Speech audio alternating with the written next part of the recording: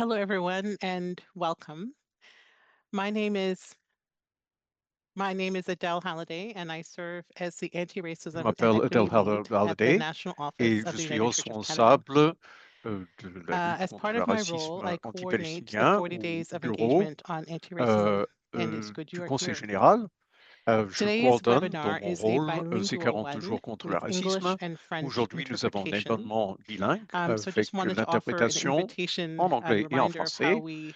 how you might choose your preferred D'abord, language. So on the pour bottom of your choisir la screen, you will langue de see votre préférence, vous allez a voir au graphic bas de that votre looks like écran this, and then un please graphique qui select ressemble à that and ceci. choose your preferred Cliquez language. là-dessus et choisissez la langue que vous préférez. So this webinar today is Le one part of a webinaire broader series d'aujourd'hui with the 40 fait days of partie engagement d'une on série, anti-racism, and it's one c'est way that 40 we in jours the United Church are trying d'engagement to live contre le into our racisme. C'est une continued façon pour journey nous, à l'Église towards unie, becoming an de vivre anti-racist church. notre voyage This is one vers part of a une series of Église webinars with dynamic antiraciste. Ça speakers, fait and each partie one is meant to be a d'une série de time of webinaires avec learning, des reflection, and action. intervenants dynamiques The pour purpose of this promouvoir webinar today is to l'apprentissage et la focus réflexion. on Aujourd'hui, anti-Palestinian nous racism allons and nous fighting concentrer anti-Palestinian sur racism in le Canada. racisme So with the anti-palestinien panel, et le we will combat be contre ce exploring racisme au Canada. what is Avec l'aide d'un anti-Palestinian panel, nous racism allons and how voir does it ce que c'est manifest in que the Canadian le racisme context? anti-palestinien et What are some of the comment se impacts of manifeste-t-il dans le anti-Palestinian contexte canadien. racism on Quels sont individuals certains and des in the broader impacts community? du racisme And how anti-palestinien might we respond pour as certaines personnes et individuals pour la and communauté churches? et comment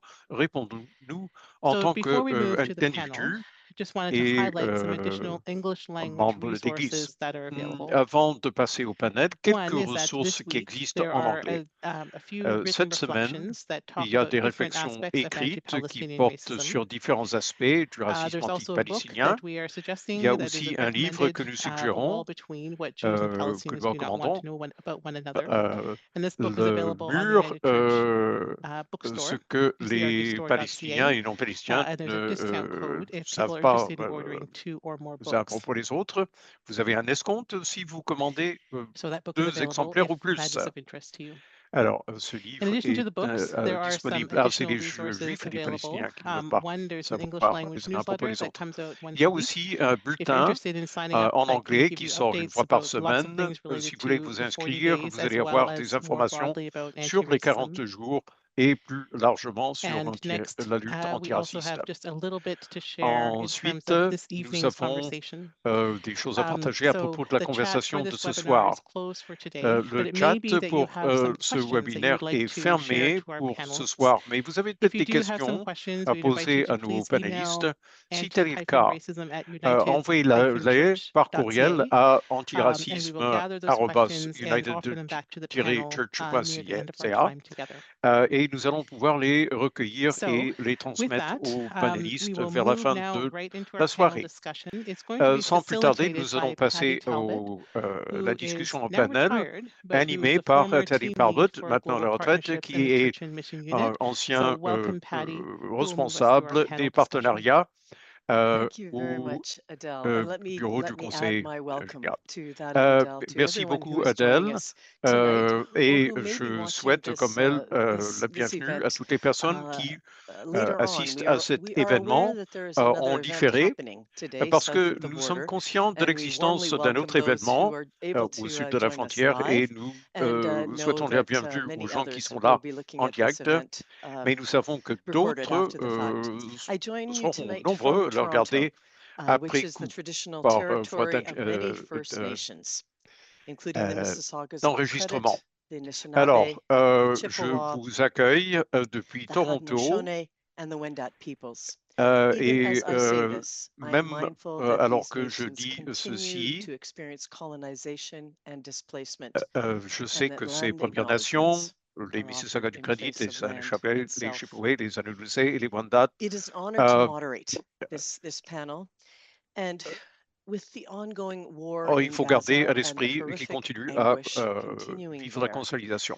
the Bon, urgency nous in addressing, savons ce qui se naming, passe and resisting au Moyen-Orient. anti-Palestinian Il est racism absolument is clear. essentiel qu'on résiste It is a au privilege racisme to introduce anti-palestinien. briefly our three C'est un panelists, privilège and de we are présenter very brièvement grateful nos to 3 have them panélistes joining et nous us sommes tonight. très First, reconnaissants Dania qu'ils soient Majid. là avec nous. D'abord, Dania Majid, qui est fondatrice et présidente de l'Association canadienne des avocats musulmans et l'auteur principal du rapport de 2022 intitulé « Racisme anti-palestinien », nommé caractériser et connaître ces manifestations. Elle est militante et figure de proue de la communauté palestinienne et arabe au Canada et avocate spécialisée dans le droit. Elle est cofondatrice du festival de cinéma palestinien. Tarek Al-Goubi est militant chrétien palestinien et américain qui a grandi dans la petite ville de Bethléem.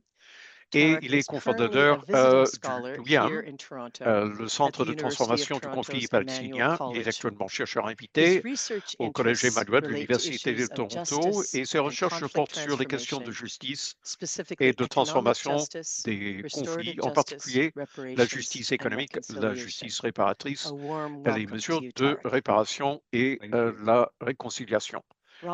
Nous souhaitons chaleureusement le bienvenue. Robert Ramassoud est un Canadien d'origine palestinien qui a fondé un organisme pour l'huile d'olive équitable, Zatoun de Palestine, afin de servir de pont et d'espoir et de paix entre les Canadiens et la Palestine.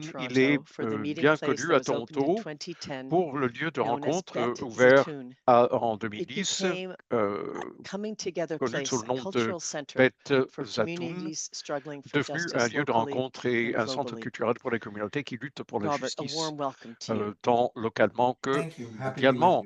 Robert, bienvenue. Alors, je vais décrire rapidement le format pour ce soir. Nous avons jusqu'à 8h30.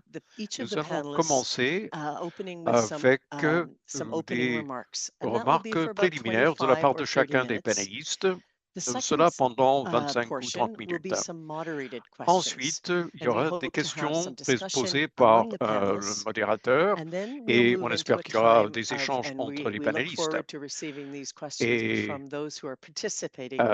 nous souhaitons recevoir des questions de la part des participants à ce webinaire. De 10 à 15 minutes pour ce volet-là. Et ensuite, nous allons clore vers 8h30. Nous avons donc environ 1 heure et demie, un peu moins. À passer ensemble. Ceci étant dit, je vais inviter Dania à nous parler. Le rapport de 2022 de l'ACLA, de son association, propose une description du cadre du racisme anti-palestinien. Est-ce que vous pourriez expliquer ce qui est nommé par ce cadre et l'impact que ce rapport a eu, cette optique a eu depuis la publication du rapport? Merci. Merci pour l'invitation de vous parler de ce soir du racisme anti-palestinien. Le point de départ essentiel est le Nakba qui se poursuit depuis 76 années, plus de 50 ans d'occupation, 17 ans depuis le siège de Gaza et l'apartheid et un génocide tout à fait plausible Gaza qui se poursuit depuis plus d'1 an, répété de façon, décrite de façon répétée par des responsables connus comme apocalyptique. Le racisme anti-palestinien est principalement utilisé pour maintenir le colonialisme de colonisateur d'Israël et l'oppression contre les Palestiniens et pour couvrir ces atrocités sans précédent en déshumanisant les Palestiniens et en créant un effet d'effroi et en rendant impossible les expressions de soutien et de solidarité. Tout ce que je vais dire à propos du racisme anti-palestinien ce soir vient de notre rapport cadre disponible sur notre site web, canarablelaw.org. Je vais commencer par des descriptions que nous avons proposées. C'est ce que vous allez trouver au début du rapport. Le racisme anti-palestinien est une forme de racisme anti-arabe qui fait taire et efface les stéréotypes et diffame ou fait taire les Arabes et Palestiniens. Qui ne reconnaît pas les Palestiniens comme un peuple avec une identité collective, avec des droits d'occupation de la Palestine historique, l'exclusion ou la pression exercée sur les autres pour exclure les points de vue palestiniens, la diffamation des Palestiniens et leurs alliés comme menaces terroristes ou quelqu'un d'opposé aux valeurs démocratiques. Ce cadre de cette description est arrivé ou a été conçu après une longue consultation, aussi bien auprès de Palestiniens, d'alliés, de militants, de chercheurs et d'avocats situés au Canada, aux États-Unis, en Europe et en Palestine, parce que nous savions que ce travail devait puiser dans l'expérience de la communauté et il était très important, même avant de commencer le travail, nous avions le sentiment que c'est quelque chose qui était recherché par la communauté et nos alliés. Bon, pour nous, le racisme anti-palestinien il était important qu'on l'identifie comme une forme distincte de racisme, surtout parce que il y a de nombreuses formes qu'il prend et il est dirigé contre les Palestiniens et les non-palestiniens qui soutiennent les droits des Palestiniens et critiquent les positions d'Israël. Nous avons entrepris ce travail parce que nous avons vu le racisme anti-palestinien à l'œuvre à tous les niveaux, art, gouvernement, secteur privé et ailleurs. Beaucoup de notre travail est centré sur les formes institutionnelles et systémiques du racisme anti-palestinien par rapport à ce qu'on peut voir dans les médias sociaux et le harcèlement et tout ça. On voulait se centrer sur l'aspect institutionnel parce que c'est ça qui a l'impact le plus nuisible sur les Palestiniens. Ce racisme a créé un effet assez effroyable pour les Palestiniens et la communauté d'alliés. Et nous avons travaillé dans tous les espaces collectifs pour surmonter, contrer cet effet et empêcher que nos communautés sont obligées de se taire. Mon association, mon travail à l'Association canadienne des avocats musulmans et dans d'autres cadres m'applique que les Canadiens avaient du mal à caractériser et à comprendre le racisme anti-palestinien mais que les gens le ressentaient avec honte s'ils avaient envie de s'exprimer sur les questions sans toutefois comprendre pourquoi. Ils l'interlisaient et sentaient qu'ils étaient faibles. Il était important pour nous de nommer ce racisme et de parler de ce fardeau et de ce traumatisme que les gens portaient. Mais l'étincelle qui nous a fait aller de l'avant était le scandale à la faculté de droit de l'Université de Toronto, où il y a eu un scandale de désembauche, de congédiement d'une chercheuse et un juge qui est également d'honneur à la faculté et à un groupe pour Israël est intervenu dans le processus d'embauche et elle a été ainsi désembauchée. Cette ressource a permis de faire comprendre aux personnes intéressées sur tous les méfaits de cette situation. Alors, c'est important de voir comment les groupes s'entraident eux-mêmes. Cette forme d'antiracisme. Enfin, ça, c'est un élément pour lequel on a essayé de mettre ce rapport pour parler des préjudices. Mais alors, c'est aussi important de comprendre pourquoi est-ce qu'on a ça ciblé. Si on nous a indiqué, on pourrait aller au droit international, même si on n'était pas des avocats. Et c'était important pour nous de parler de les scandales. Pourquoi est-ce qu'on nous ciblait si on était en faveur des Palestiniens et aussi les préjudices qui ont été faits sur la communauté palestinienne. Et la compréhension des enjeux a permis de voir ce que notre communauté, notre collectivité était en train de vivre pour pouvoir, et d'une part, le nommer, et ensuite agir là-dessus.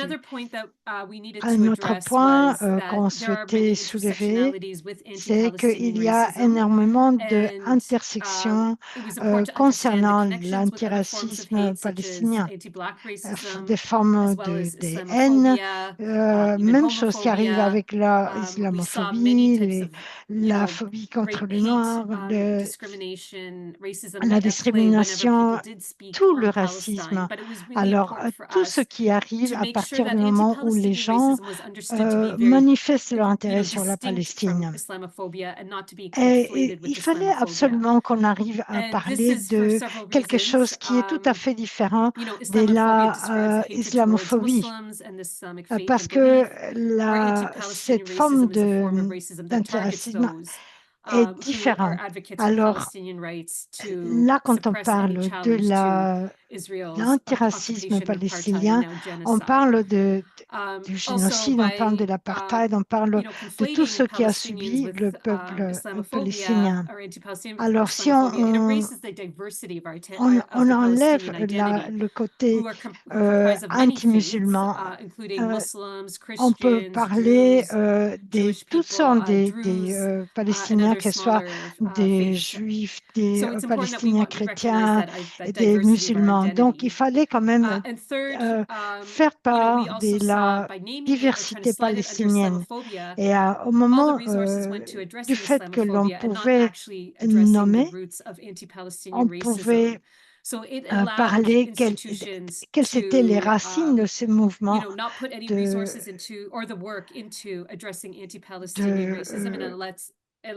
antiracisme palestinien.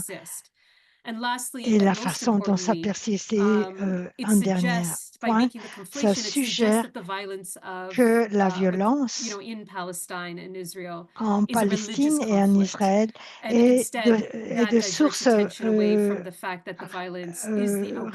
religieuse. Alors, ce n'est pas ça du tout, c'est la racine, c'est la question de la colonisation d'Israël en Palestine. Et c'est ça qu'il faut soulever, c'est la question du colonialisme. Alors, je serais très contente de pouvoir répondre à des questions ou bien de pouvoir aborder davantage la question. Alors maintenant, merci beaucoup Tania. Maintenant, on va s'adresser à Tarek. Vous habitez à Bethléem, en Palestine. Parlez-nous du contexte de la Cisjordanie occupée et de votre expérience du racisme anti-palestinien. Comment le racisme anti-palestinien se recoupe-t-il avec d'autres formes de discrimination? Et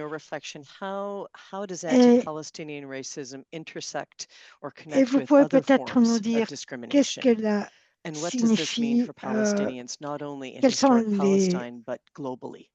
comment est-ce qu'il y a une intersection dans ces contextes? Tout d'abord, c'est un plaisir de faire partie de ce panel et d'aborder ce sujet. Oui, effectivement, j'ai grandi à Bethléem et quiconque a visité et qui a pu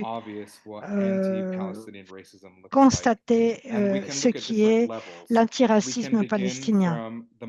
Nous pouvons partir du plan micro, par exemple la vie quotidienne, le droit de bouger. Pour les Palestiniens, il y a un système d'apartheid qui est infligé par les Israéliens. Par exemple, on limite vos mouvements. Par exemple, on impose si vous habitez dans le West Bank, vous ne pouvez pas entrer dans certains territoires, vous ne pouvez pas entrer à Gaza non plus. Et si vous souhaitez le faire, vous devez demander une permission ou vous devez absolument vous en tenir à ces interdictions. Par exemple, lorsque nous parlons des militaires israéliens, ils ont tout le droit d'être dans tous les territoires et ils peuvent passer au travers des frontières qu'eux, ils sont déterminés. Alors, ça c'est localement. Maintenant, du point de vue international, pour que les personnes puissent quitter dépendamment de la Banque occidentale, il y a des personnes qui n'ont pas le droit d'avoir une citoyenneté, que ce soit israélienne ou palestinienne, tout simplement. Pour nous, si on souhaite voyager à l'extérieur du pays, enfin à l'extérieur, il faut voyager à 60 km de Bethléem, aller à un aéroport pour prendre un vol. Et il y a des frontières qui commencent à Jéricho et il y a aussi beaucoup de frontières qui sont gérées par les Israéliens et que cela s'agisse d'aller en Jordanie ou ailleurs. Et cela est très important pour toutes les personnes. Vous pouvez, si vous êtes israélien, vous pouvez aller à tous les aéroports que vous souhaitez. Et si vous êtes quelqu'un avec un statut international, vous pouvez aller n'importe où, à moins que ce soit contrôlé par le gouvernement israélien. Ensuite, on va parler du droit de visiter la Palestine. Qu'est-ce qu'on peut faire pour avoir du monde international, d'ailleurs, venir en Palestine? Il faut démontrer qu'on n'a pas de lien avec des Palestiniens. Il faut montrer qu'on est un Palestinien de la diaspora ou si vous êtes quelqu'un qui avez un nom arabe ou vous devez signifier que vous souhaitez venir y habiter, recevoir la citoyenneté pour le faire. Alors, tout le reste, c'est le contraire pour les Palestiniens. Les Palestiniens ne peuvent pas venir à leur ancien pays. Ils ne peuvent pas venir visiter ni leur famille ni leur territoire parce qu'on les considère des associés proches des Palestiniens. Alors, que ce soit des personnes, qu'ils soient arabes ou musulmans ou palestiniens, ils sont mal jugés. Maintenant, on va voir l'aspect, les facteurs économiques. Avant de continuer, même si j'habite dans le West Bank, en Cisjordanie, il faut voir qu'est-ce qu'on peut dire concernant la sécurité. La sécurité est contrôlée par la milice israélienne. C'est eux qui établissent les territoires et leur autorité va contrôler les Palestiniens.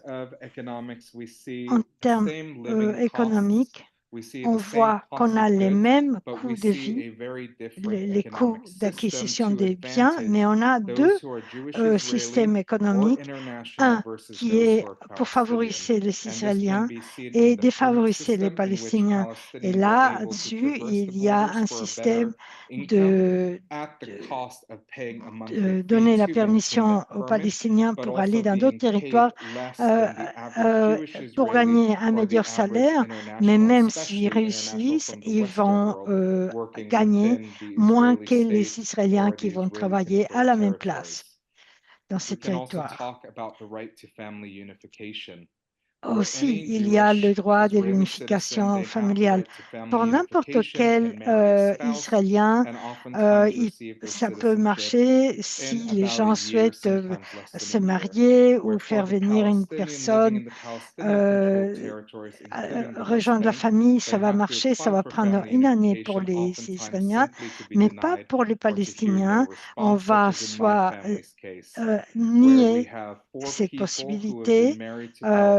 Peut-être, nous savons des cas, il y a des gens qui ont été mariés pendant 4 ou 5 ans à des Palestiniens et on les nie systématiquement la possibilité de se réunir à leur famille et même on leur nie le droit d'avoir des visas de tourisme. Et les Israéliens ont ciblé ce genre de situation et ce n'est pas seulement pour les personnes récemment mariées, mais pour des gens qui ont été mariés depuis très longtemps. Il y a aussi des actions.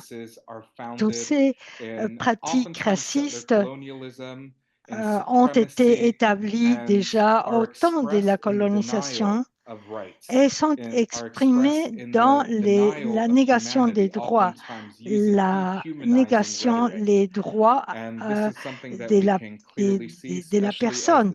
Et c'est déshumanisant. Nous voyons que le génocide continue. C'est un génocide qui peut être vu comme l'expression extrême de l'idéologie antiraciste. Nous voyons aussi le monde occidental, surtout les administrations des pays. Alors, ils accordent à Israël le droit de se défendre contre les Palestiniens, mais ils ne parlent jamais du droit à l'autodétermination du peuple palestinien.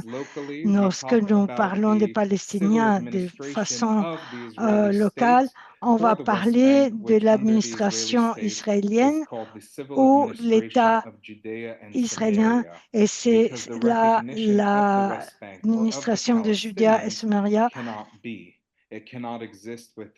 parce que on ne peut pas avoir une administration palestinienne sous l'égide de l'apartheid.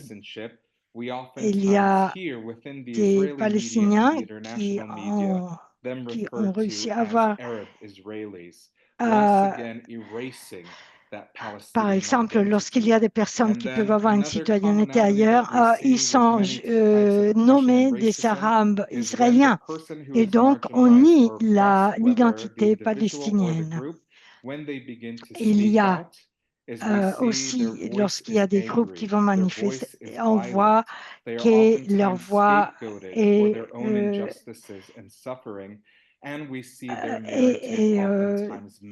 très élevée parce qu'il y a la souffrance, parce qu'il n'y a pas de sécurité et aussi parce que ces personnes sont absentes et même absentes de la couverture des médias de communication. Alors, on peut voir qu'il y a deux façons de mesures pour les Israéliens et les Palestiniens. Merci Tarek. Si vous voulez parler. Robert, nous allons y revenir dans notre discussion. Robert, Votre contexte, c'est le Canada en tant que Canadien d'origine palestinienne. Qu'est-ce que le rapport de 2022 de l'ACLA a signifié pour vous? Qu'est-ce que cela a nommé pour vous? Quelle a été votre expérience du racisme anti-palestinien ici au Canada? Eh bien, merci. Je suis très content d'être là et pour parler de ce sujet qui est très important. Le rapport de 2022 a été un point tournant, pas seulement parce que le racisme anti-palestinien n'existait pas. Il a existé depuis le début du projet sioniste, mais un point tournant parce que beaucoup de choses ont convergé à ce moment-là, y compris la conscience du colonialisme du peuplement, comme jamais auparavant. On a commencé à voir la Palestine sous cet angle-là. Le racisme a commencé à faire partie d'une discussion au sens objectif. Et depuis 4 ou 5 ans, il y a eu le développement d'une voix palestino-canadienne d'ici qui n'avait pas existé auparavant. Une nouvelle génération de Palestiniens nés au Canada, éduqués au Canada, des gens qui trouvaient enfin leur voix. Et ça a été un moment fascinant de ce point de vue-là. Les Palestiniens au Canada ont commencé à se lever et à se défendre plus que jamais auparavant. Alors que par le passé, dans les années 80 ou les années 90, nous avons compté sur des Canadiens avec une conscience et une volonté de justice, surtout les églises, pour militer en faveur des Palestiniens.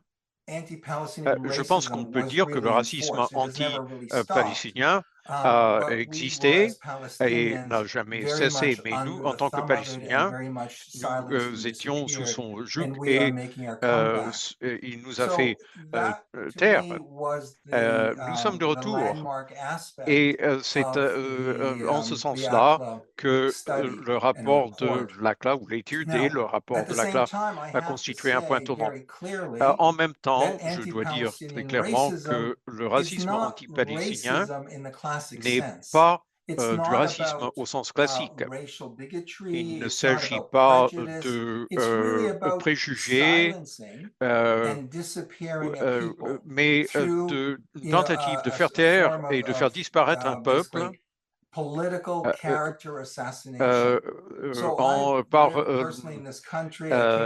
des propos assassins.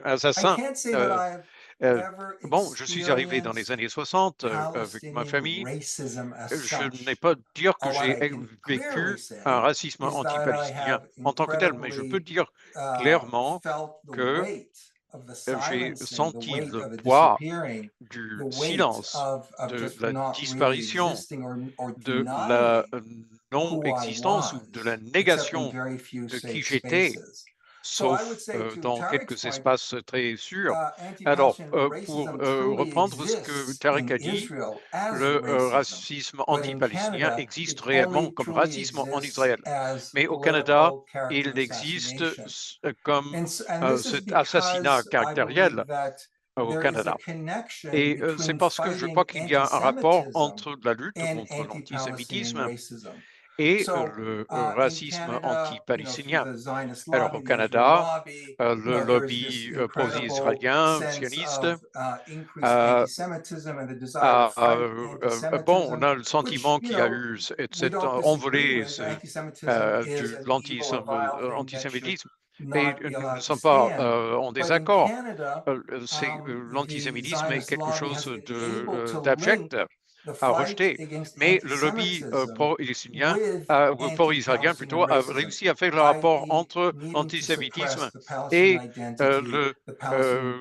l'identité palestinienne. Et pas seulement celle des Palestiniens, mais des gens qui les soutiennent.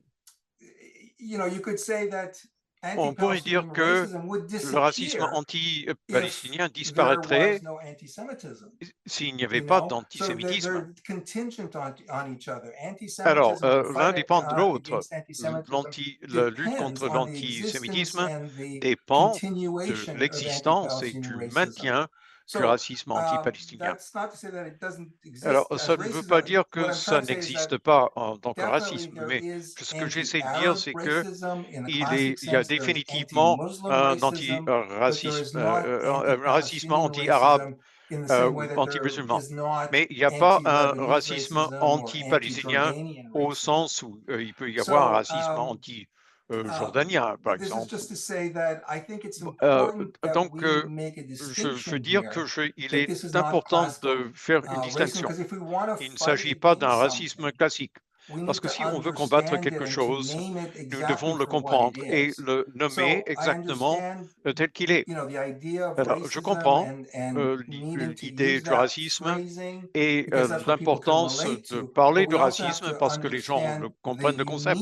Mais nous devons comprendre le caractère unique de ce que nous avons fini par appeler le racisme anti-palestinien. Et la façon de le combattre revient finalement à le nommer pour ce que c'est. Et je suis très content que le rapport le fait très clairement. Des gens l'ont repris, y compris les Canadiens, un programme. Ils ont fait un travail extraordinaire. Ce sont les Canadiens pour la justice et la paix au Moyen-Orient. Alors, continuons avec cette discussion et j'aimerais qu'on continue à revenir à la nature du racisme anti-palestinien et au fait qu'il faut peut-être le cibler autrement que ce qu'on ferait dans le cadre du racisme anti-noir ou anti-asiatique, des racismes de type plus classique basés sur les préjugés ethnico-religieux et raciaux. Robert, well, let's excellent, Robert. Merci. Bon, réunissons-nous dans un cercle virtuel, peut-être un carré, mais je vais faire comme si il s'agissait d'un cercle. Et je voulais reprendre ce dernier commentaire, les derniers commentaires faits par Robert, parce que c'est très lié aux commentaires de Dania ou ce qui est dit dans le rapport, que le racisme anti-palestinien est une forme particulière de racisme. Et je pense la façon dont, Robert, vous avez parlé d'assassinat caractériel. Sarah Jama, le député ontarien qu'on a fait taire, Yupin Gay, le médecin à Ottawa, ce sont des alliés, pas des Palestiniens, qu'on a fait taire parce qu'ils ont élevé la voix en faveur des droits des Palestiniens ou contre la violence et l'occupation. Let's move into a bit more of a conversation, but Dania, I'm going to invite you to address this question first, and then I think we're doing well time-wise, répondre cette question d'abord. Nous respectons le temps et on peut ouvrir la discussion à Derek et Robert aussi. Si je vous disais ceci, quand les personnes racisées et vivant des préjugés parlent de ce qu'ils éprouvent, de ce qu'ils vivent, il y a comme un effort systémique de faire semblant ou même de démoniser ces gens et leurs témoignages. Diriez-vous que c'est vrai dans le cas du racisme anti-palestinien? Est-ce que vous pourriez indiquer certaines façons dont le racisme palestinien est considéré comme insignifiant, lié? Et qu'est-ce qui sous-tend ce genre de réaction dans le contexte canadien. Alors, d'abord, je tiens à dire bravo à mes co-panélistes pour leurs remarques. J'aimerais souligner ce que Tarek a dit. Sa façon de décrire l'apartheid et l'occupation de Palestine, parce que ce sont des structures qui sont racistes de par leur nature. Le racisme qui est vécu là-bas arrive au Canada. Alors, je ne suis pas tout à fait d'accord avec la caractérisation de Robert, comme quoi il n'y a pas de racisme anti-palestinien au Canada. Notre travail avec la communauté, les histoires que nous racontons, illustre des formes de racisme. Les gens se font cibler en tant que Palestiniens et des alliés qui sont associés aux Palestiniens. Mais les réactions vécues par ces alliés, c'est à cause des Palestiniens. Un exemple, le racisme anti-palestinien n'a pas commencé avec tout ce qui se passe depuis octobre 2023. Mais il y a eu escalade et intensification, et c'est beaucoup plus ouvert qu'auparavant. Et c'est pour ça aussi que c'est mieux documenté. Et il y a eu une avalanche d'expériences de la part de gens qui ont vécu le racisme, surtout dans le secteur privé. Et ce type de racisme était très caché jusqu'à maintenant. Maintenant, son existence dans le secteur privé est devenue évidente. Et des gens qui ont été congédiés pour avoir soutenu des Palestiniens en signant une lettre ouverte, en demandant un cessez-le-feu sur les... Bon, on a eu des commentaires de la part des gens qui les congédiaient. Dans certains cas, ce sont des avocats qui parlent de Palestiniens comme des animaux. Bon, je sais à qui je parle et donc je ne dis pas exactement les mots qui ont été utilisés, mais c'est une haine qui est différente de la haine que pourrait vivre un Syrien ou un Libanais qui a pour effet d'exterminer des Palestiniens. C'est la connexion qui est ressentie par les gens ici qui essaient de lutter contre l'extermination. D'abord, évidemment, on est à l'abri physiquement au Canada, ou plus à l'abri. Les impacts du racisme anti-palestinien ont des conséquences pour le bien-être, pour le gagne-pain. Et n'oublions pas aux États-Unis, parce que le racisme et antiracisme également. Un enfant a été tué, 2 enfants ont presque été noyés, 4 jeunes ont été blessés par balles, dont un est paralysé de la poitrine jusqu'à ses pieds. Bon, différentes agressions. C'est un niveau de haine qui témoigne d'une haine très profonde. Il ne s'agit pas simplement d'un discours et d'une volonté de faire taire des gens. Et c'est bon, c'est une forme très enracinée de haine contestée par les Palestiniens. Évidemment, ça se manifeste autrement au Canada ou aux États-Unis, en Europe, qu'en Palestine. Mais c'en est une extension. C'est mon point de vue sur la raison pour laquelle c'est une forme de racisme anti-palestinien. Et je peux parler de mon expérience et de l'expérience de mes collègues. J'ai vécu le racisme directement, pas seulement à cause de mes positions politiques, mais en demandant un emploi, et je me fais demander si je suis favorable à la destruction d'Israël. Lors de mon entrevue, les commentaires visant à m'attaquer sont des commentaires racistes. Je ne donnerai pas d'exemple, mais c'est typique. On me dit que je suis anti-Israël, que je suis quelqu'un qui soutient les terroristes parce que j'ai signé une lettre ouverte en faveur d'étudiants en droit qui se faisaient attaquer, étudiants exonérés par l'enquête qui a suivi. Mais les attaques n'ont pas cessé. Les avocats continuent à être congédiés pour les avoir soutenus et cette campagne de salissage se poursuit pour nous discréditer et nous faire taire. Alors, je n'ai probablement pas répondu à votre question, parce que je suis choqué un peu, mais les manifestations, encore une fois, pour le souligner, ce n'est pas que personnel. C'est situé au niveau institutionnel et ça commence avec notre gouvernement.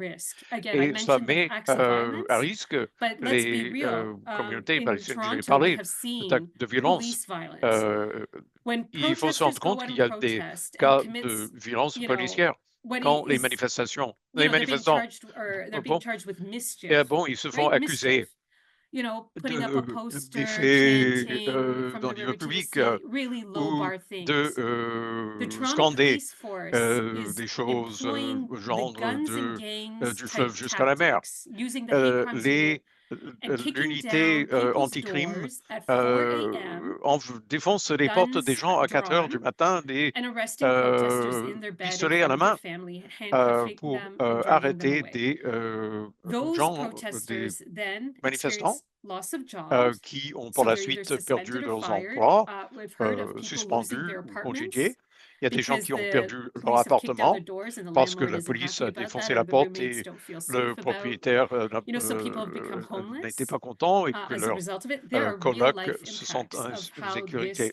Il y a des impacts réels sur la vie des gens. Et ça vient du ministère du procureur général où il y a un comité, une sorte de comité des crimes de haine qui poursuit ces manifestants. Le service de police de Toronto, qui a une unité pour les crimes de haine, qui suit les manifestants. Nous avons vu à Ottawa le cas de cette femme palestinienne qui elle-même a été attaquée. Les procureurs de la couronne ont menacé de l'inculper pour avoir chanté du fleuve à la mer.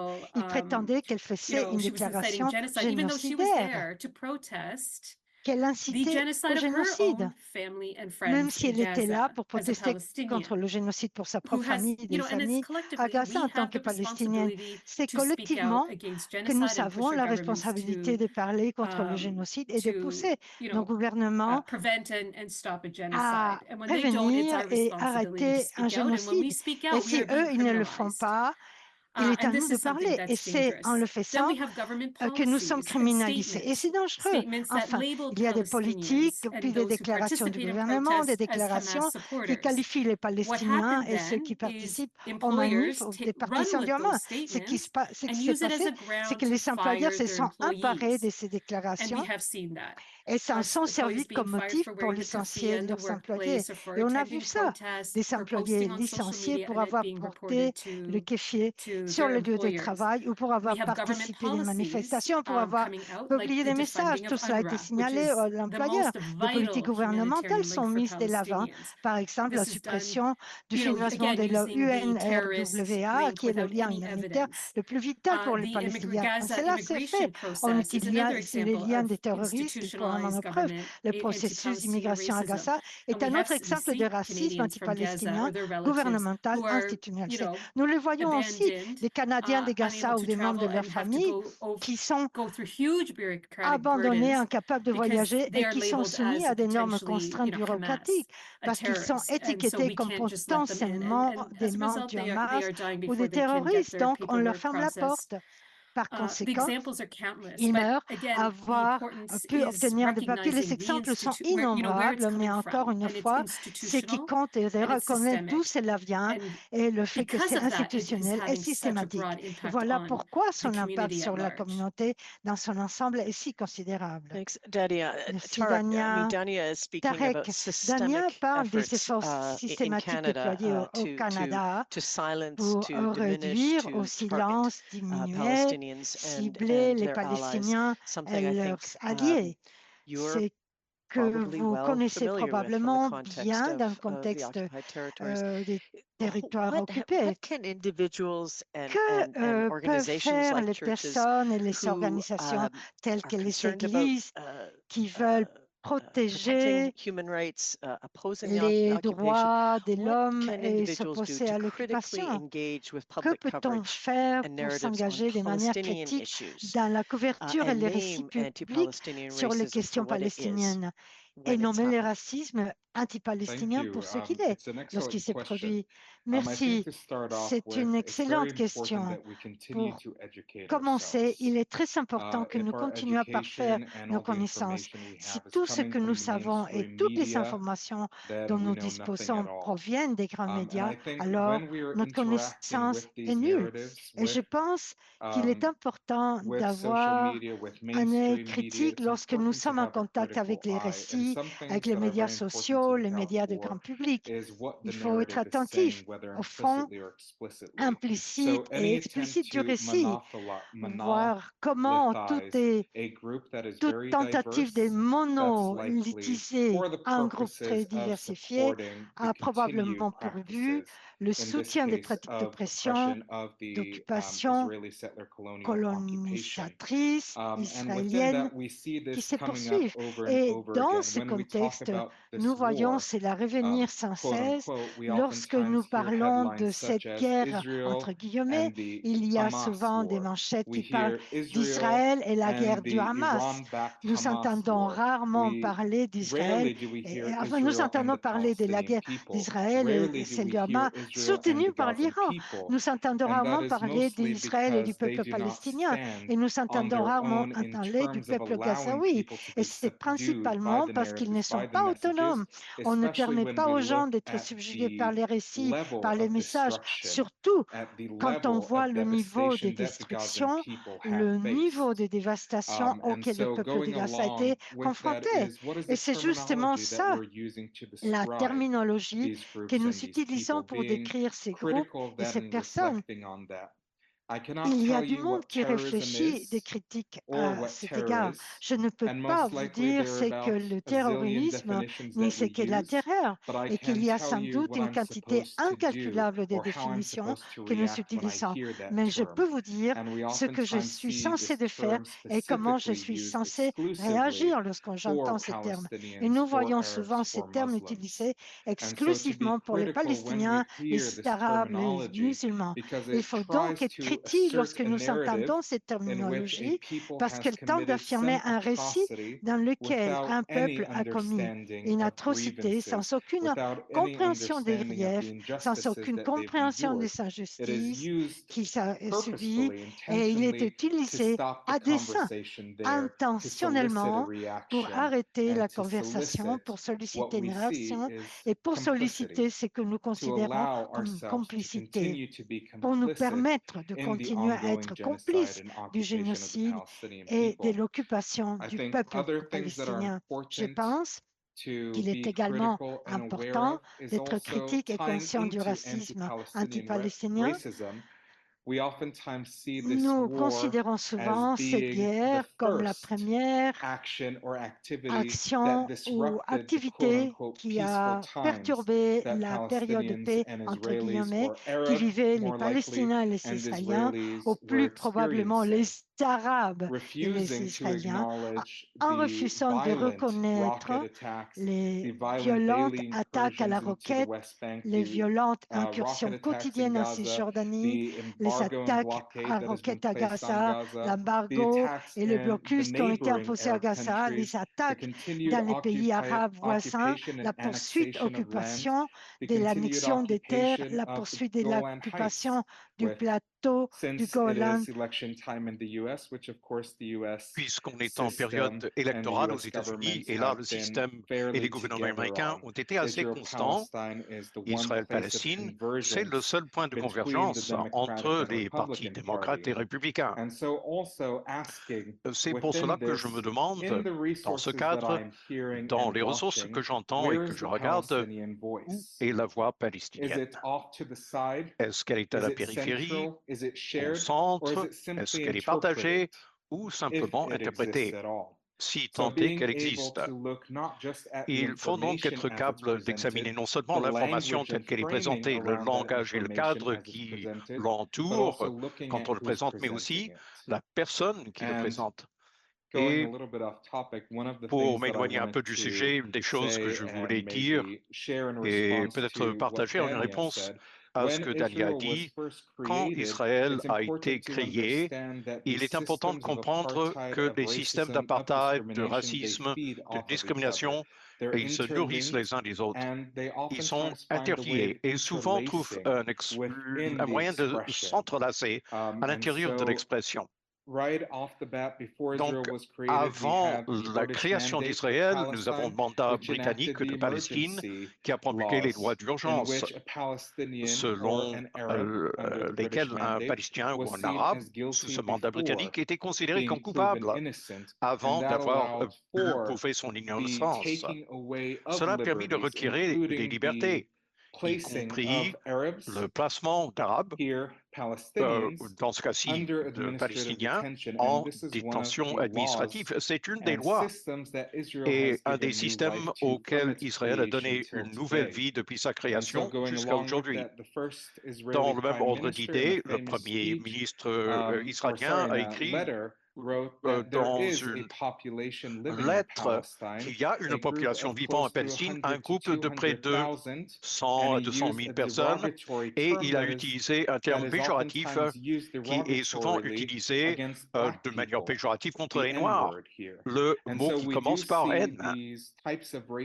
Nous voyons donc ces types de racisme s'alimenter les uns des autres, comme lorsque ma famille a été mentionnée dans Haaretz, un des grands journaux israéliens, à cause de l'absence d'unification des familles.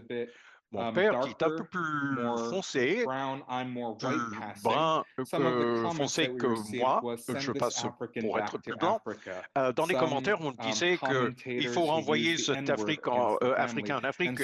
D'autres ont utilisé le mot haine à l'égard de ma famille. On voit que ces racismes sont profondément ancrés dans les structures et doivent l'être. C'est la raison pour laquelle on voit le racisme et la discrimination persister au Canada. S'il n'y avait pas de racisme discriminatoire contre les communautés autochtones et les personnes de couleur au Canada, il serait beaucoup plus difficile qu'on continue à subir et qu'on permette le racisme anti-palestinien. Alors, je tenais simplement à insérer cette observation brièvement. Merci, Tarek. Cela fait froid dans le dos. Robert, comme il a été dit au début de notre panel ce soir, nous parlons ici au moment où la violence et la souffrance continuent à une échelle vraiment horrible à Gaza. Certains diraient qu'il y a des gens de plus en plus conscients au Canada des différentes façons dont le racisme est dirigé contre les Palestiniens et vécu par eux. Même si les Palestiniens, comme Dania et Tariq ont dit, vivent avec cette expérience et cette connaissance depuis des décennies, avez-vous observé à Toronto ou au Canada une plus grande prise de conscience du racisme anti-palestinien? Pourriez-vous nous en dire un peu? Oui, bien sûr, absolument. On est plus conscient, mais je voulais juste faire un commentaire sur ce que disait Dania. Et on ne peut nier les conséquences et l'impact du racisme anti-palestinien. Je pensais simplement essayer d'en distinguer la source. Et la source, à mon avis, n'est pas un préjugé racial organique. C'est une marginalisation et un dénigrement motivé politiquement. Et donc, comme tout le monde, y compris Dania et Tarek, j'ai été victime de ce genre de racisme. Il fallait simplement indiquer quelle en était la source. Et la source est, on pourrait dire, la primauté du récit sioniste au Canada. Et nous parlons du Canada, pas de la Palestine ici, au sens du racisme anti-palestinien au Canada. Alors pour moi, c'est très important. Et ça me rassure un peu de savoir que le racisme dont je suis victime au Canada ne me vise pas personnellement, organiquement, comme conséquence d'un racisme ou de préjugés éthiques, mais à cause du récit sioniste qui a fait de moi l'ennemi dans les cercles institutionnels. et utiliser ces outils institutionnels pour le faire passer dans la culture sociopolitique. Je pense qu'il est important de faire cette distinction. Maintenant, pour ce qui est de l'impact de la dernière année, en particulier la dernière année sur la hausse du racisme anti-palestinien, absolument, on le voit. Parce que l'État juif et ses divers relais sionistes en Occident sont passés à la vitesse supérieure pour couvrir les diverses activités par le génocide, le meurtre, l'assassinat, le ciblage des journalistes, des médecins, des enfants et des travailleurs d'aide humanitaire. Tout cela nécessite une couverture incroyablement accrue, des attaques incroyablement intensifiées contre les Palestiniens et la suppression de leur voix. Alors, quand cela se produit, on se rend compte des enjeux, des forces en présence et de la manière dont elles s'expriment. Et cela se traduit par une plus grande prise de conscience de ce racisme et de ses impacts. Et ça, c'est indéniable. Dania a fait un excellent travail en énumérant le nombre incalculable d'exemples. Alors, on pourrait dire que l'intensification du racisme ou des impacts est directement proportionnelle aux crimes qu'on est en train de commettre. Voilà ce que j'avais à dire à ce sujet. Merci. Voyons s'il y a des questions de la part des autres participants. Le public s'est réuni avec nous ce soir. Le courriel, c'est anti-racisme@united-church.ca. Adèle, est-ce que vous avez reçu des questions qu'on pourrait poser maintenant? Yes, thank you for asking, Patty, and thank you everyone for the conversation so far. Oui, merci There's one question that I will pose into the chat here. It's been explored a little bit. Il y a une question qu'on a But déjà what are abordée the un main peu. obstacles to overcoming Quels sont les principaux anti-Palestinian racism in Canada? pour lutter contre le racisme anti-palestinien au Canada? Qui veut répondre en premier? Dania? Oui, je suppose que dans beaucoup de cas que cela dépend du contexte. Au niveau le plus simple, il y a le manque de reconnaissance du racisme anti-palestinien, le refus de reconnaître ce que vivent les Palestiniens. Les gens disent « Ah, j'ai eu cette expérience, j'ai l'impression d'avoir été annulé, pour ainsi dire.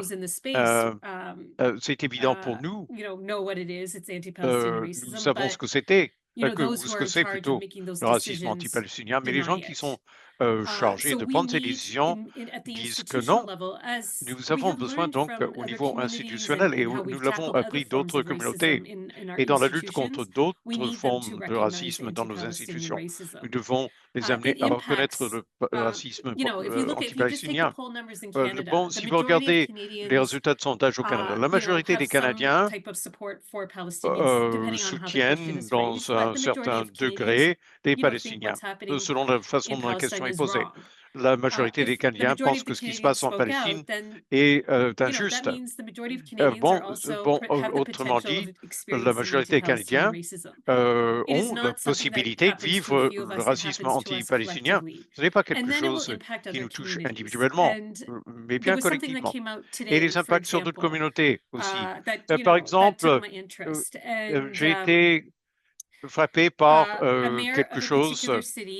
Le maire d'une ville a affiché la photo de quelqu'un qui a causé de sérieuses perturbations à Brampton hier soir. Alors, on a affiché la photo et on l'a décrit tel quel.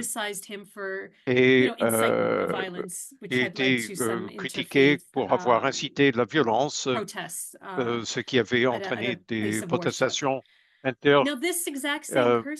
cette personne assiste à des événements palestiniens depuis des décennies en répétant des propos racistes, et nous sommes plaints auprès des institutions et la mairie pour dire que cette personne est problématique.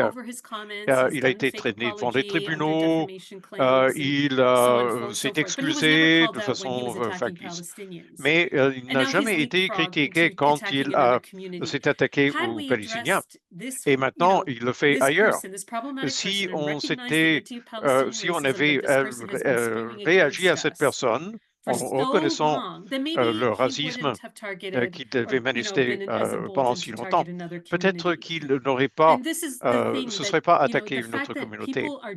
Et le fait que les gens disent que non, c'est comme ça, on refuse de voir qu'il y a même des expériences de racisme anti-palestinien. En ne le reconnaissant pas, nous sommes laissés nous-mêmes, et la communauté dit nous ne nous sentons pas en sécurité et on ne s'attend pas à ce que nos institutions nous protègent. Les gens se méfient de la police. Même dans des situations où il y a une menace pour la sécurité, la communauté ne veut pas travailler avec les forces policières.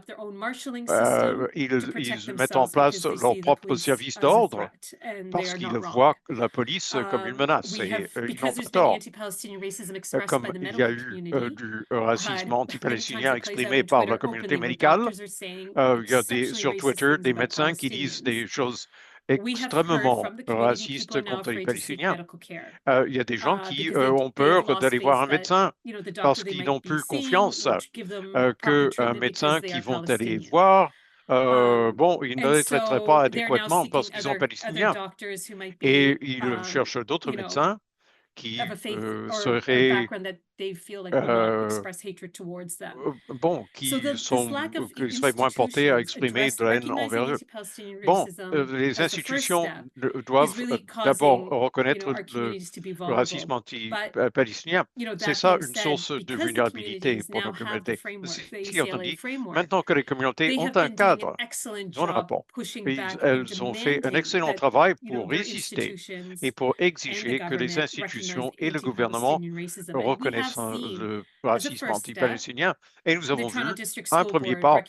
La commission scolaire de Toronto reconnaît le racisme anti-palestinien. Ça ne veut pas dire qu'ils ont cessé de se comporter d'une manière qui met fin à l'expression de ce racisme anti-palestinien, mais au moins il y a moyen de le contrer quand ça s'exprime au niveau de la commission scolaire.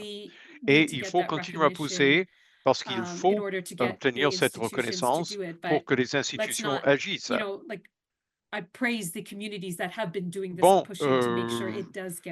Je loue les communautés qui ont fait des efforts en vue de la reconnaissance et qui se montrent solidaires quand ça s'exprime.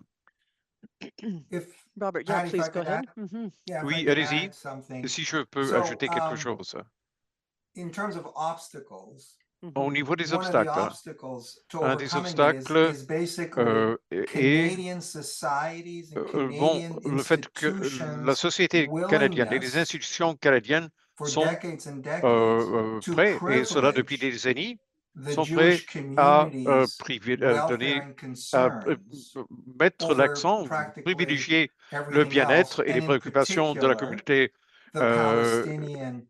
juive, et en particulier par rapport à la présence et à l'identité palestinienne, leurs aspirations, la participation des Palestiniens.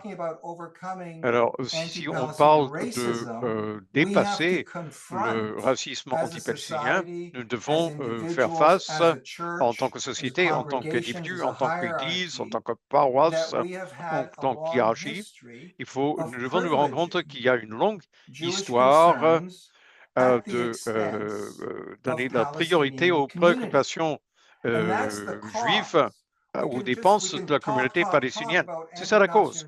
On peut parler ad vitam aeternam du racisme anti-palestinien, mais nous devons chercher la cause. Mes recherches m'amènent à au fait qu'on privilégie la voix et les préoccupations juives au Canada. Si l'Église unie ou toute autre organisation confessionnelle ou des gens de foi, quelle que soit leur identité, ils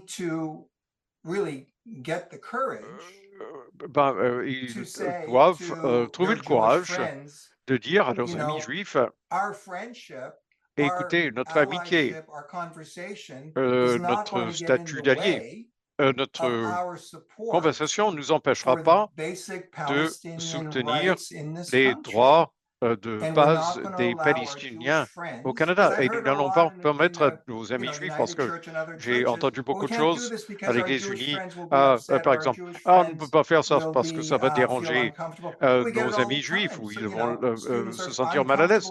On dit souvent, les groupes palestiniens ne peuvent pas s'exprimer parce que les étudiants juifs dans les écoles se sentent mal à l'aise. Pour moi, c'est une reconnaissance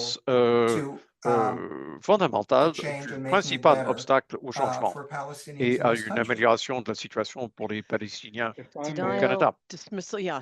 Oui, le refus de prendre au sérieux l'expérience palestinienne. Les voix communautaires, confétaires, quels sont les autres obstacles pour vous, Derek? Merci. Je voulais simplement mentionner quelque chose qui est toujours important. Une des raisons pour lesquelles la version israélienne est tellement forte, c'est que nous continuons à lui permettre d'être indissocié par rapport au statut de juif, à la juiverie. Bon, culturellement, éthiquement, etc. Il y a une identité juive et tout comme une identité palestinienne. L'identité juive est cooptée par les intérêts israéliens et puise dans l'épouvantable antisémitisme du passé et la culpabilité qui en découle. Mais pour parler plus largement, le sionisme est très interlié dans les systèmes politiques, provoque une crise d'identité et de foi. Malheureusement, il y a un phénomène, le sionisme chrétien, qui est considéré comme une réalisation de la prophétie avec l'État d'Israël, une prophétie de Dieu, la volonté de Dieu, est réalisée par l'épuration ethnique menée par une étape. Ça, c'est un problème. Ou bien on dit que ce n'est pas que la prophétie a été erronée, ou plutôt qu'on limite notre foi parce qu'on l'interprète comme on l'a interprété pour nous, et on nie qu'un génocide est en cours, ou qu'une occupation est en cours, ou qu'on pratique un colonialisme de peuplement. Et bon, on parle aussi de complicité. Souvent, quand je converse avec les gens sur l'investissement éthique, par exemple, la réponse, c'est que, eh bien, le système ne va pas changer. Mais ce qui va changer, c'est le profit, le bénéfice que je réalise, la source de notre capacité de continuer le travail. On l'a vu avec l'esclavage aux États-Unis. Le privilège qu'on a en tant que groupe privilégié est trop grand. C'est plus grand et ça parle plus fort que la marginalisation des opprimés. Alors, il faut regarder sa propre complicité à travers les entreprises chez qui on continue à acheter, chez qui on continue à investir, le marché boursier, mais aussi le complexe industriel-militaire et les complexes de prisons qui sont très forts au Canada et aux États-Unis aussi.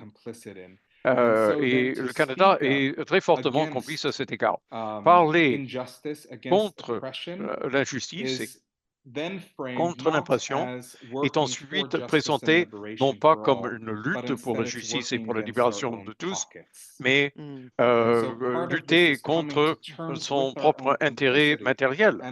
Alors, il faut voir sa propre complicité. Ce n'est pas une belle idée. Martin Luther King Jr. l'a dit, bien d'autres l'ont dit, qu'une injustice quelque part est une menace pour la justice partout. Alors, la complicité économique en Palestine de la part de l'Israël, si on est ça nous rend complices de la marginalisation et de l'oppression de groupes au Canada et ailleurs dans le monde par le biais de l'économie mondiale. On parle de la Palestine alors qu'il y a un génocide qui est en cours au Gaza, mais qu'il y a un autre génocide au Congo, à la République démocratique du Congo, à cause de la technologie, à cause de l'exploitation des ressources minières dans le sud, des pays du Sud. Alors, cette conversation nous oblige aussi à parler de notre propre complicité et à bâtir une communauté entre nous. Le dernier point que je voulais soulever est l'antisémitisme, parce que beaucoup de ce qu'on dit à ce propos est antisémite. Si on dit que les Juifs ne peuvent être en sécurité que dans un État juif, on le dit souvent aux États-Unis, on le dit aussi, il y a des représentants du gouvernement canadien. C'est très antisémite de croire qu'un État juif ne peut être qu'un État génocidaire et d'apartheid. Il faut plutôt dire, on s'est trompé, parlons-en, soyons critiques et travailler ensemble contre toutes les justices parce qu'on comprend qu'elles sont toutes interliées. Et comme on partage la même planète et ses ressources, quand la mer monte, tous les bateaux montent. Et là, on monte très haut et de façon très dangereuse. Oui, j'ai une autre question qui vient nous être envoyée et ça a été fait déjà au préambule. Alors, la première, c'est remerciements. Alors, Robert avait parlé de la SCAD pour la justice et la paix au Moyen-Orient, c'est le CGPOM, et on peut dire que presque tous les articles de médias contiennent un élément de racisme anti-palestinien. Et la Fédération canado-arabe a été aussi des grandes aides pour m'aider à envoyer mes réponses.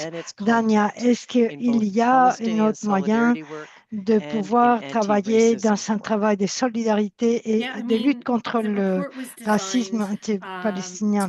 Oui. Il y a le rapport, justement, on voulait qu'il soit disponible pour tous.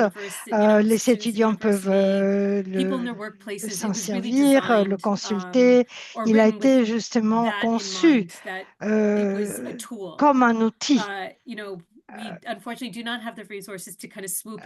Nous n'avions pas énormément de ressources pour le cibler au Canada, mais on voulait tout simplement avoir ces rapports pour donner une voix à toutes les personnes qui travaillent dans ce cadre de lutte contre le racisme anti-palestinien et qui puissent établir des politiques en la matière. Et je peux vous donner quelques exemples où on a vu qu'il a été utilisé, notamment à l'intérieur des syndicats. Il y a des travailleurs, par exemple, à qui on a dit ce qu'ils ne peuvent pas faire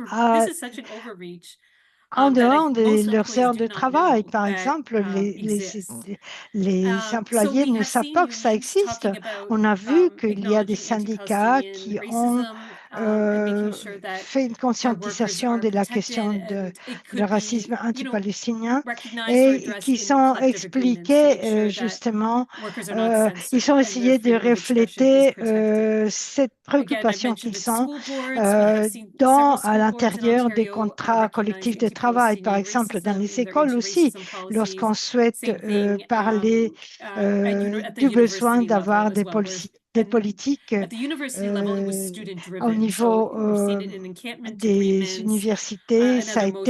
Il y a eu des étudiants qui ont mené des activités justement pour avoir une sensibilisation à la question. Aux États-Unis, on a utilisé ce rapport comme une base de leurs activités. Donc, on peut dire que c'est un bon outil pour ça. Au niveau des arts, on a vu, par exemple, avec l'annulation l'annulation des films sur scène, on a vu aussi qu'il y a des personnes, des curateurs de musées qui ont été licenciés parce qu'ils se sont montrés sympathiques, ils ont été congédiés pour ces raisons-là. Alors avec d'autres formes de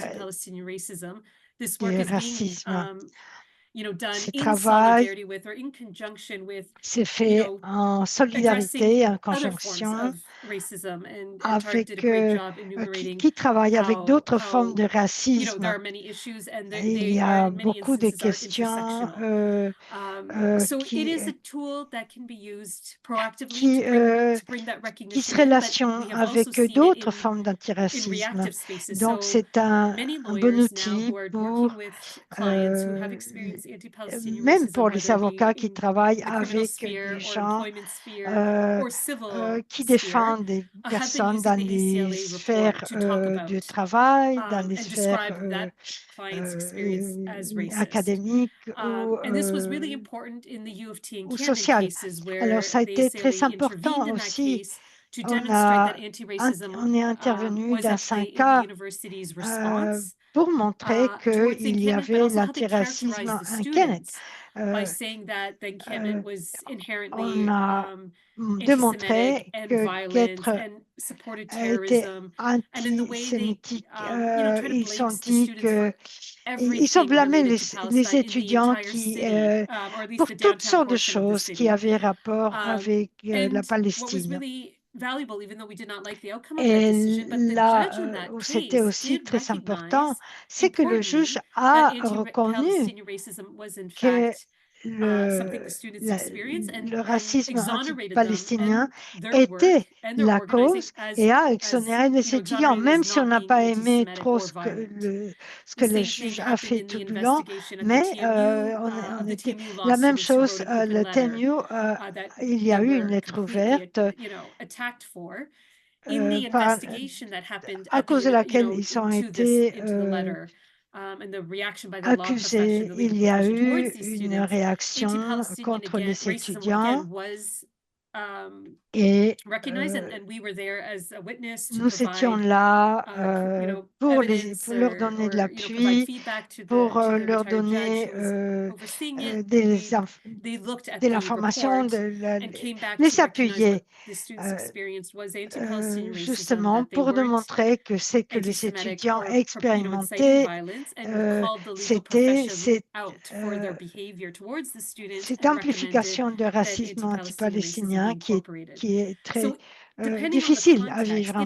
Alors, dépendamment du contexte, ce rapport est un outil, et surtout un outil d'éducation, mais un outil de défense. Il peut être utilisé selon le besoin et selon les contextes où il y a des situations de racisme anti-palestinien. Bien, ce webinaire de ce soir était justement d'aborder la question de racisme anti-palestinien et comment ça se vit au Canada et en Palestine. Et non seulement pour en parler, mais aussi pour le résister et ça nous posait. Prenons les quelques minutes qui nous restent reconnaître le souhait de résister et s'opposer à ce racisme. Vous avez parlé du rapport de l'ACLA. Alors, et tout ce que j'ai à vous dire, ajouter, si vous n'avez pas encore lu ce rapport, allez-y, consultez-les. Et voyez comment vous pouvez vous en servir au besoin. Et j'aimerais aussi revenir un petit peu sur ce qui a été dit. Robert, plusieurs de personnes qui se réunissent avec nous, ce sont des gens de foi. Alors, vous avez parlé des droits des Palestiniens. Et vous savez aborder la question de continuer la violence en Palestine. Est-ce que vous pouvez dire quels seraient deux aspects dont ce rapport peut vous donner un outil pour faire face? Oui, je dirais que dans les groupes confessionnels, il ne faut pas privilégier la voie biblique, comme quoi l'Israël, c'est le peuple de Dieu, mais plutôt de dire que tout le monde a le droit d'avoir le même degré des droits. Il y a aussi deux programmes dont on a parlé. C'est le projet de responsabilisation universitaire. C'est vraiment une situation qui a donné des résultats très importants. C'est un mouvement auquel vous pouvez contribuer, que ce soit de façon économique, que ce soit avec votre travail aussi. La fondation CGPOM, cette fondation, ils ont un programme pour lutter contre l'antiracisme, pour lutter contre le racisme anti-palestinien, et aussi anti-arabes et anti-musulmans.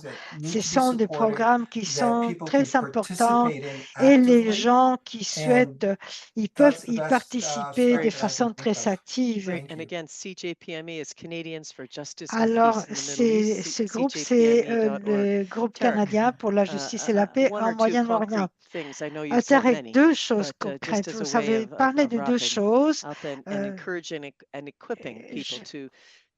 J'aimerais savoir comment équiper les gens, leur aider à comprendre où se loge l'antiracisme, l'anti-palestinien. Oui, il y a deux endroits. Par exemple, lorsqu'on entend parler d'oppression, de destruction, de n'importe quelle façon dont c'est présenté, qu'est-ce que les gens peuvent faire pour... Et il faut juste se poser la question, qu'est-ce que les gens ont fait pour subir ces traitements? Personne ne doit subir ni l'occupation, ni l'injustice qu'ils subissent, les Palestiniens. Et la deuxième chose, c'est ce qu'on fait maintenant, s'engager dans des manifestations, que ce soit à travers l'éducation ou le processus de manifestation, pour lutter contre le racisme anti-palestinien. On peut pas, il faut dire qu'on ne peut pas accepter d'avoir une situation comme ça dans notre société. Et là-dessus, je souhaiterais remercier le travail de tous, le travail d'Adèle qui nous donnait la possibilité d'être là. Et alors, Tarek, merci, vous m'enlevez les mots de la bouche. Je sais que Adèle souhaiterait dire des mots de remerciements. Et moi, j'aimerais aussi dire un grand remerciement à Dania, Robert et Tarek pour leur souhait d'avoir été ici, pour leur passion, leur défense et pour tout ce que vous représentez. Adèle, je vous donne la parole. Oui, un mot de remerciement à Robert, Tarek, Dania. Merci pour vos paroles, pour vos actions très concrètes et votre présence. Et merci, Patty, pour votre intervention et la façon dont vous avez mené. Alors, je vais mettre ici sur le chat des liens qui vont vous mener à des sondages. Vous pouvez peut-être remplir ces sondages. Ça serait on vous serait très reconnaissant. Alors, que ce soit pour ces activités qu'on a eues ce soir ou pour celles à venir dans le cadre des 40 d'engagement sur l'antiracisme. Alors, il me reste à vous remercier de votre présence et de votre intérêt. Merci beaucoup.